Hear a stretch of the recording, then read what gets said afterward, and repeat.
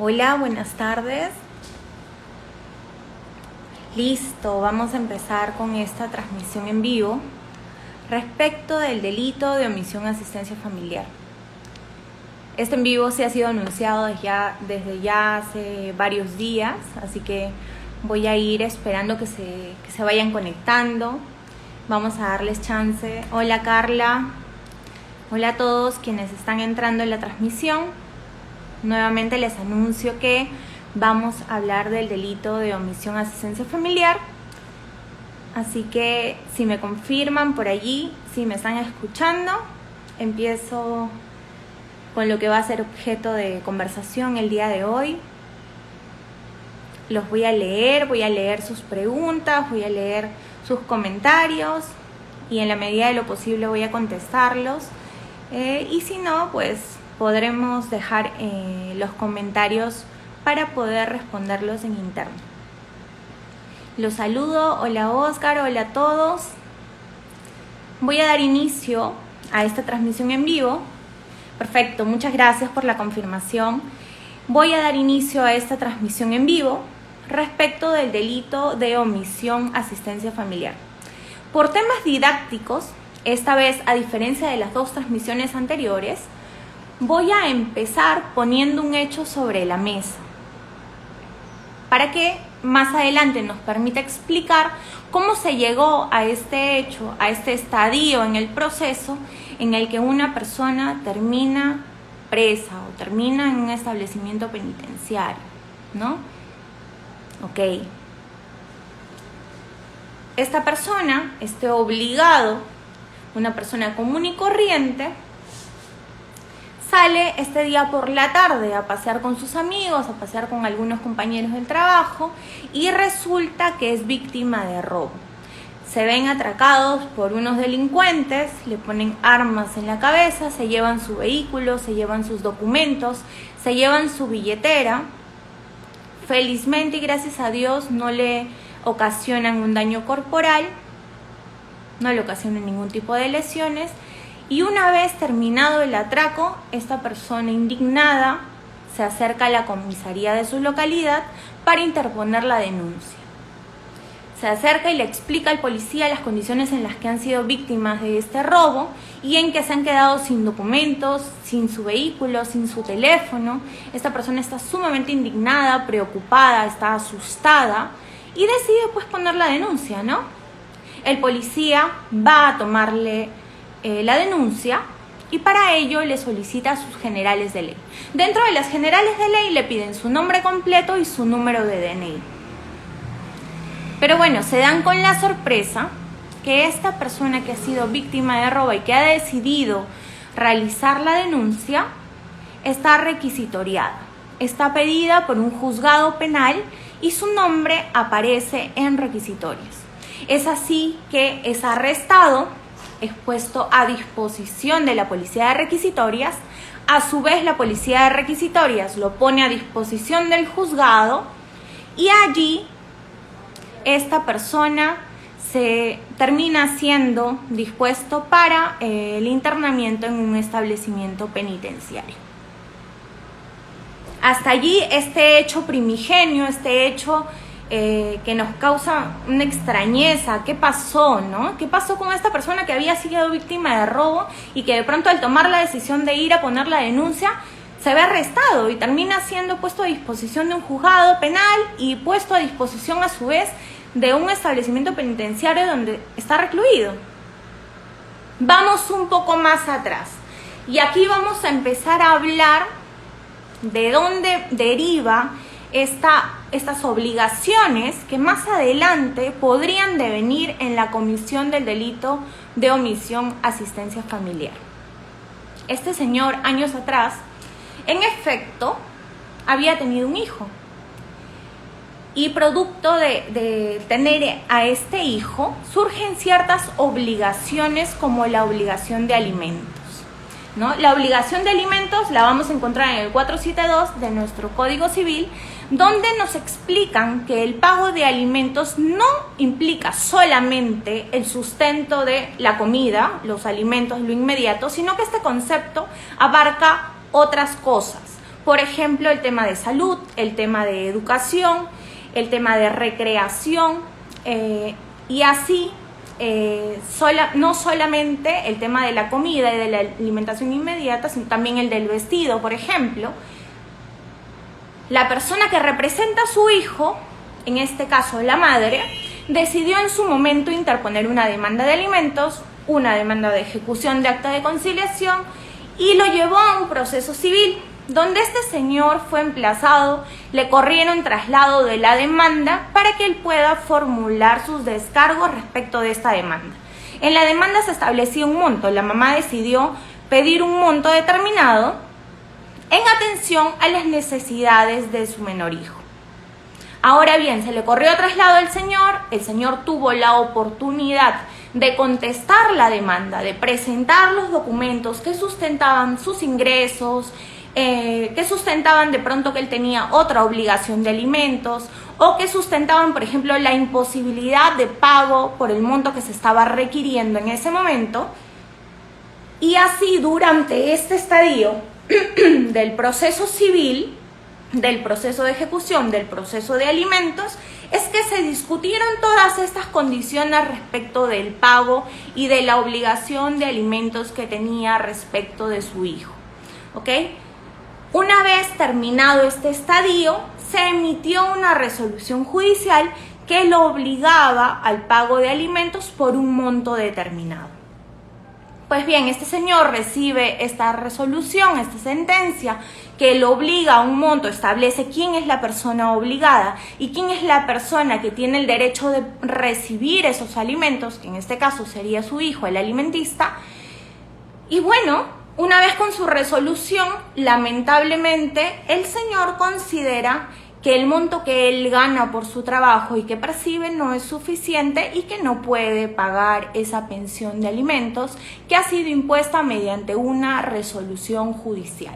Es así que él deja de pagar los alimentos o paga algunos montos en fechas diversas, no cumple con las fechas que se establecieron en aquella resolución judicial, ni con el monto que corresponde a su obligación de alimentos, y al retrasarse con estos pagos, se solicita y se hace una liquidación de devengados por el tema de las obligaciones alimenticias que están pendientes de pago, ¿no?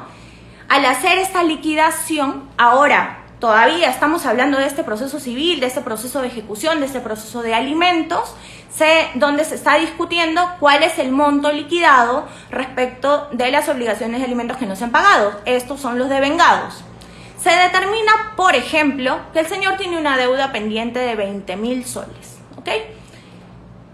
Cuando le corren traslado a este señor con esta resolución diciendo que la liquidación arroja que él debe 20.000 soles, él decide presentar algunos de los vouchers de pago que hizo durante el tiempo entre la resolución y esta resolución que dice que él tiene una deuda pendiente.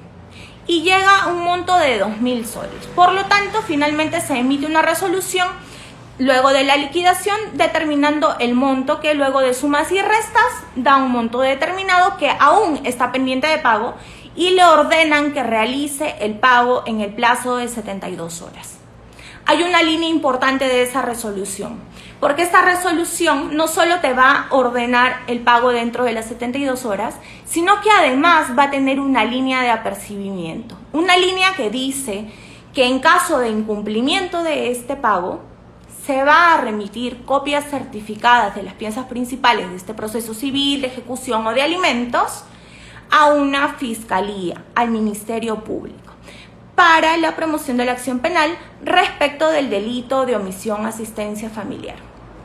Hasta allí la discusión era en términos económicos, la discusión era si había otra obligación, la discusión era si el señor podía pagar o no podía pagar, si se correspondía con las necesidades del menor, todavía en un estadio que no es penal.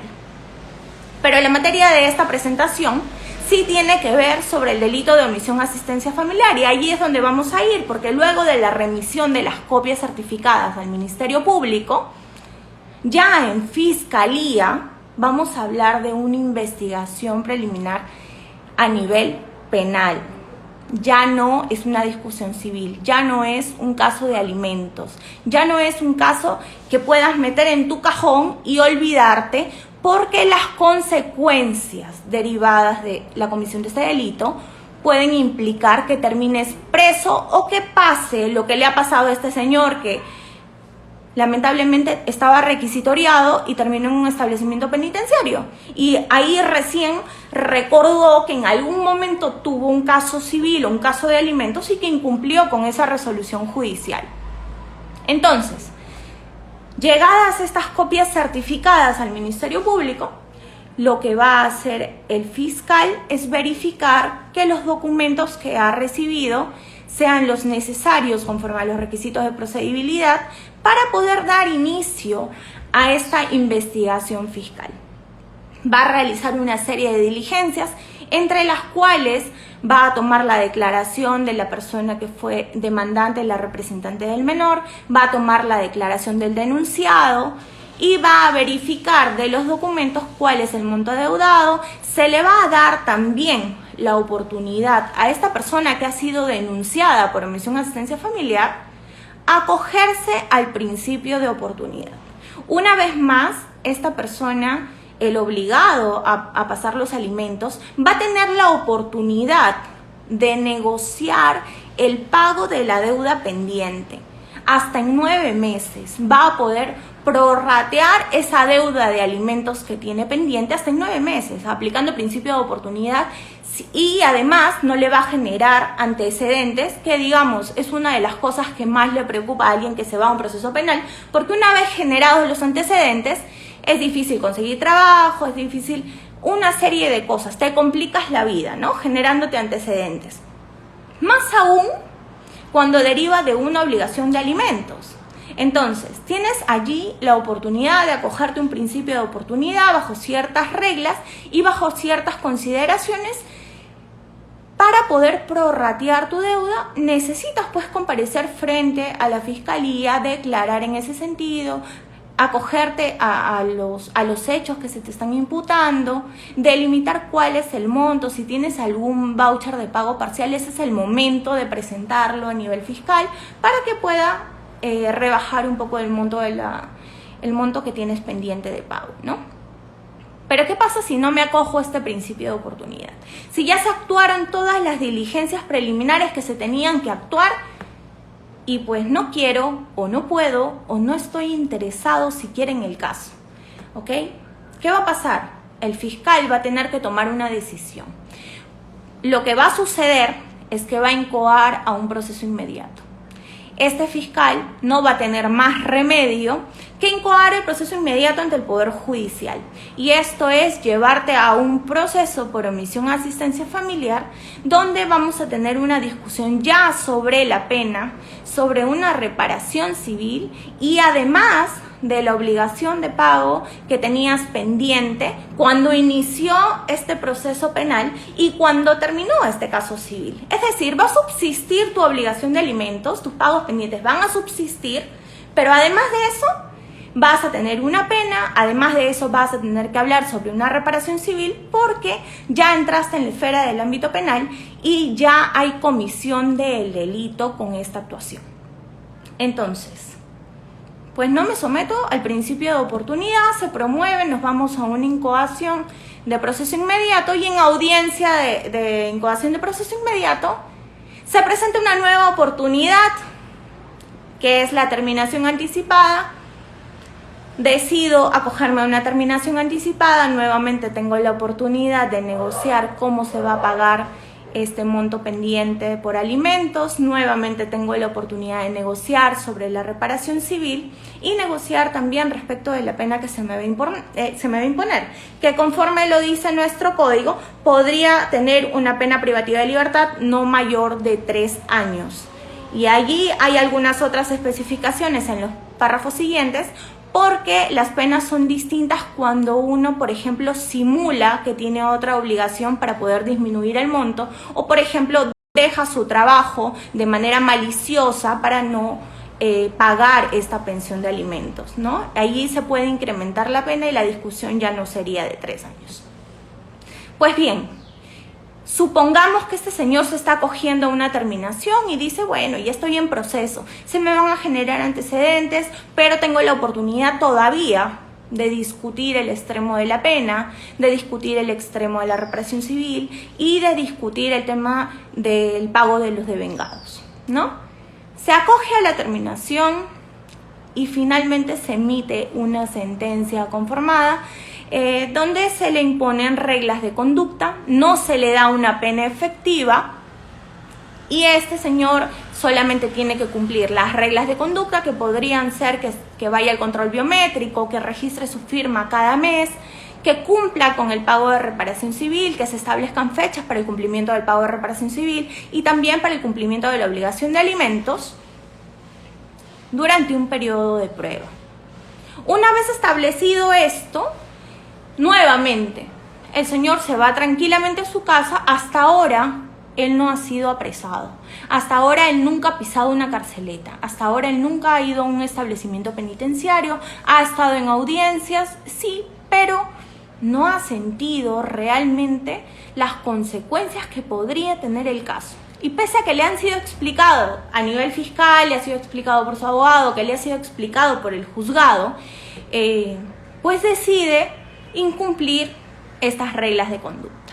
Reglas de conducta que le daban el chance durante este periodo de prueba de analizar la conducta que había tenido hasta ese momento y de subsanar lo que había realizado hasta ese momento.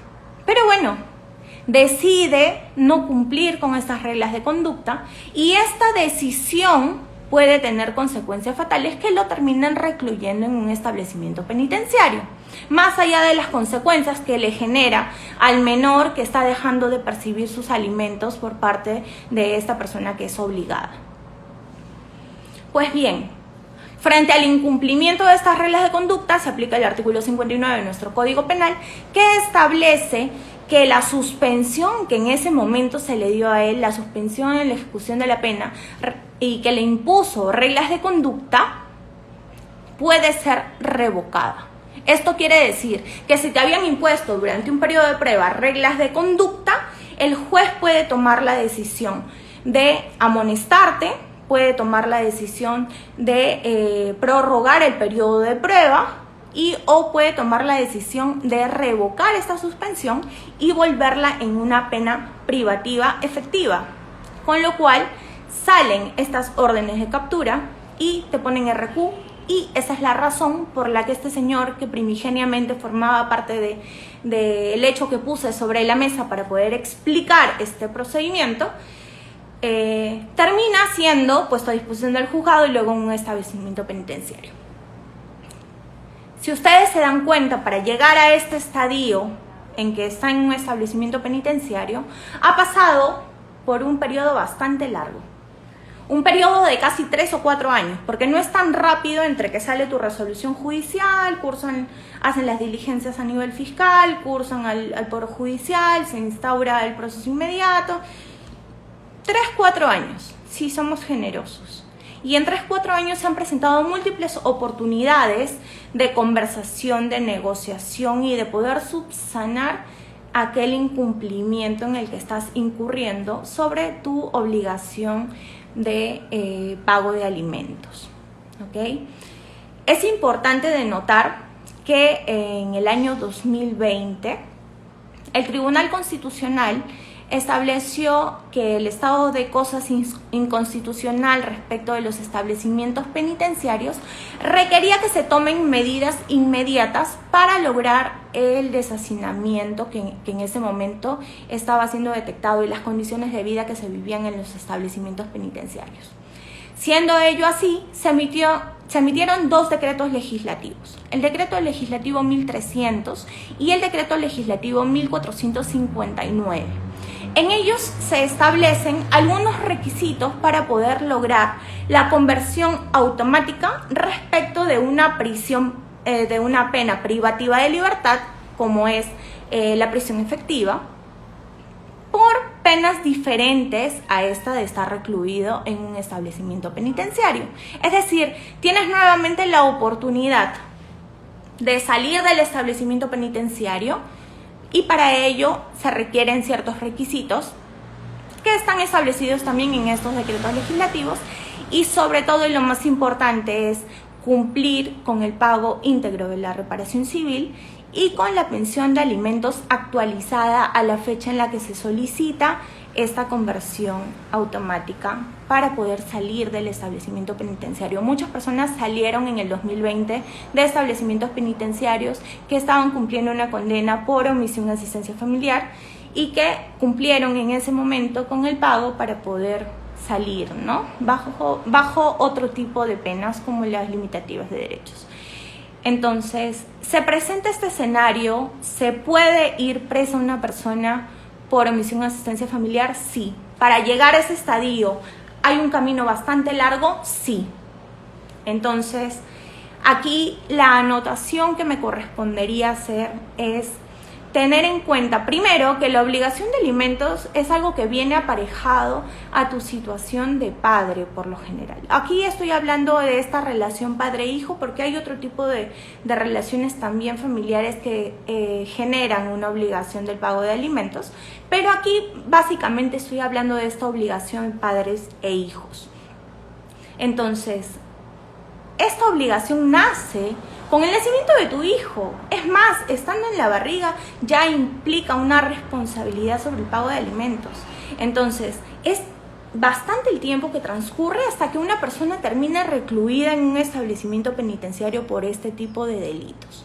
El llamado de atención, el consejo que daría yo es, cuando te encuentras en etapa de proceso civil, en etapa de ejecución, en etapa de proceso de alimentos, presenta todos los documentos que quieras. Presenta todas las pruebas que acrediten que ese monto para ti es imposible de pagar. Presenta los documentos que acrediten que tienes otra obligación. Presenta allí y discute las condiciones bajo las cuales vas a poder pagar una pensión de alimentos. No pretendas hacerlo cuando ya estás a punto de entrar al establecimiento penitenciario o cuando ya estás recluido, ¿no? Hazlo oportunamente. No metas esas notificaciones que llegan del Poder Judicial en un cajón y te olvides hasta que seas arrestado, ¿no? Hagámoslo oportunamente. Ahora, yo quiero ser bastante clara sobre este tema. ¿Por qué? Porque pasa en muchas familias, ¿no? Pasa en muchas familias y que te ves en esa situación en la que dices, no entiendo cómo es que puede dejar de cumplir con su obligación de alimentos. ¿Es que acaso no ama a sus hijos? Y no siempre está ligado a ello, a veces está ligado a temas de capacidad física, psíquica, pero eso también puede ser objeto de discusión dentro del proceso. Entonces la dejadez, la desidia, no nos puede llevar a un establecimiento penitenciario y pretender subsanar todo lo que no es subsanado en los procesos anteriores para pretender una liberación. Entonces insto a todos, procurar el pasar los alimentos oportunamente, el no guardar bajo el cojín aquellas notificaciones que reciben, llamar a su abogado oportunamente, ¿no? No cuando ya sientas que ya no das más y cuando ya estás apresado, bueno, también lo tendrás que llamar, pero ya por un tema de necesidad, no para solucionar las cosas que en su momento sí pueden ser solucionadas. Eso por un lado. Y por otro lado, siempre me va a quedar la invitación. Antes de promover una demanda, si bien es cierto corresponde un derecho de tutela jurisdiccional efectiva, de poder acceder a la justicia a través del Poder Judicial, interponiendo una demanda, yo sugeriría, y siempre sugiero esto, es procurar un acuerdo entre partes. Si ustedes como padre o como madre pueden lograr un acuerdo a nivel de conciliación extrajudicial, por ejemplo, donde se establezca el monto de los alimentos, yo diría que es lo mejor en pro de mantener las relaciones familiares y de no perjudicar lo que más adelante podría ser una relación entre ese menor y el obligado a pasarle la pensión de alimentos. Ahora, en efecto, este acuerdo a nivel extrajudicial, este acuerdo conciliatorio, tiene calidad de sentencia. Entonces, en caso de incumplimiento, va a surgir los efectos que tiene una resolución judicial para fines de ejecución, ¿no? Porque con esto vamos a poder ir también ante la tutela jurisdiccional efectiva para hacer una ejecución del acta de conciliación y va a seguir más o menos el mismo procedimiento, incluso más corto, pero ya vamos a tener un monto delimitado, vamos a tener un monto que ha sido acordado entre las partes y que en efecto va a generar también que se pueda hacer esa liquidación de devengados en su momento, que va a dar pie a este proceso de omisión asistencia familiar. Así que, bueno, espero con esto haber podido ilustrar un poco cómo es que se llega a este estadio final respecto de la omisión asistencia familiar, y los invito nuevamente a seguir las redes. En cuanto pueda aclarar un punto, se presenten algunas preguntas y o se tenga algunas dudas sobre el tema en particular, yo les invito a escribirme y podemos conversarlo en una transmisión en vivo, o puedo responder a sus preguntas por escrito de igual manera, y estoy muy feliz de verlos conectados, de haberme escuchado hasta el final, y les mando un fuerte abrazo. Tengo una solicitud para unirse en vivo, así que pues voy a aceptar. No sé si aún persiste esta solicitud, pero bueno, por mi parte es todo, así que hola, No, no, mío. hola. Bien, entonces, hola, hola. Bien, tenía esta solicitud, pero bueno, yo espero igual atenta a sus comentarios, espero atenta a sus preguntas, y espero que haya servido de algo la explicación que he podido dar el día de hoy. Les mando un fuerte abrazo y nos vemos.